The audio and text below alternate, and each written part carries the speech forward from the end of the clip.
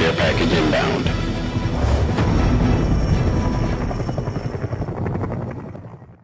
So to understand the why, I would spend the next 3 years trying to understand the brain and how it worked.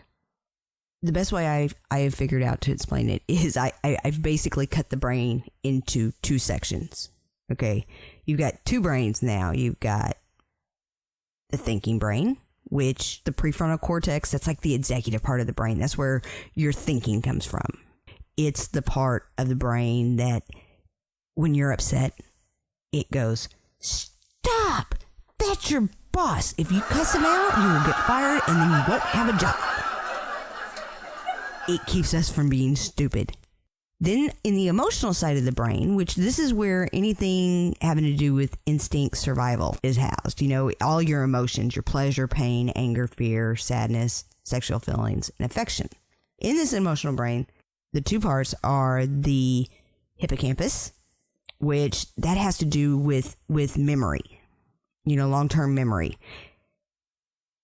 Then there's the amygdala, and the amygdala is my favorite part because it's just so intriguing.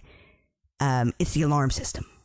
Okay, so the way that this works is under normal circumstances, anything that comes in your brain through your 5 senses, seeing, hearing, taste, smell, you know, any of that, once it hits your brain, the amygdala scans everything nonstop. Is this a threat? Is this a threat? Is this a threat?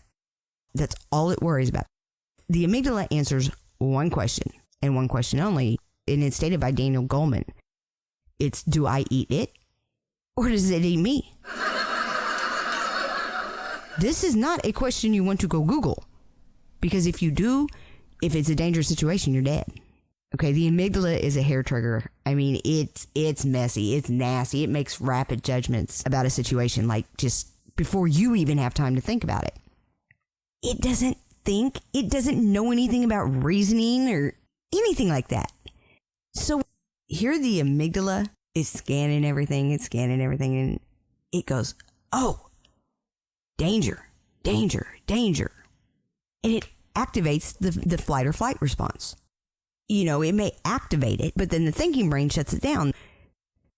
The best way I can explain this is you're running through the grass and out of the corner of your eye, you see something under the bush. You don't know if it's a snake or if it's a stick. And so you immediately, jump way out of the way, real quick, without even thought about it. That's your amygdala. But then whenever you look and it's not moving or anything, you walk back over there, the logical part of your brain will go, oh, it's okay. It's not a snake. But whenever you have PTSD, if something reminds you of a trigger, the amygdala immediately jumps into action. Okay, your amygdala, it has no idea if it's in the United States, here at home, or if it's over in war. It has no clue.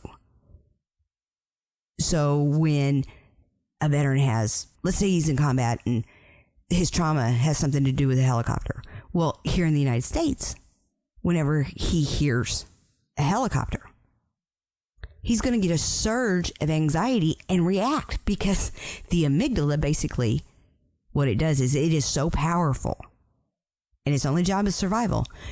So whenever it hears that helicopter going, doom, doom, doom, doom, doom, it's going to react.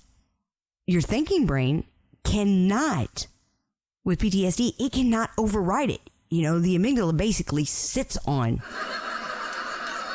the prefrontal cortex and goes, shut up, I'm trying to keep us alive. Just be quiet. We ain't got time for this. We don't have time to think about things. We got to go. You know, we got to protect ourselves. That's an amygdala hijack. The biggest problem with the amygdala is it can't tell the difference between a real threat and an imagined threat. So, with PTSD, now you've got a brain that is like in a hijack state where everything is a freaking emergency and it runs in crisis mode all the time because it's got to protect me. It's got to protect me. It's got to protect me. The flight or flight happens subconsciously. It's not something you can control. Once I understood how the brain worked, then I understood that these reactions to these triggers are going to happen without thought until they have time to relearn it. For example, personal story here. For example, my husband, one time, we're outside and he goes to pick up this trash bag, okay? This trash bag had fallen off the back of the truck and it sat out in this hot sun for like 2 or 3 weeks. Well, whenever he picked it up, the trash, the bottom of the bag bust, and I mean crap went all over him. Well, all of a sudden I look over and he is punching the trash bag. I mean, it was the most ridiculous thing I'd ever seen. And I'm just sitting here going, are you serious? You are going to throw a fit like a 2-year-old over a trash bag breaking? Well, I go to walk over there and all of a sudden this smell hits me. I mean, oh my God, it smelled like death. And that's when I realized, oh dear God, here my husband in the military was on body detail. And this trash that's all over him now, it smells like death. And so instead of flipping out and being upset because he didn't control his reactions, I went into, okay, let's get this cleaned up. Let's get this off of you.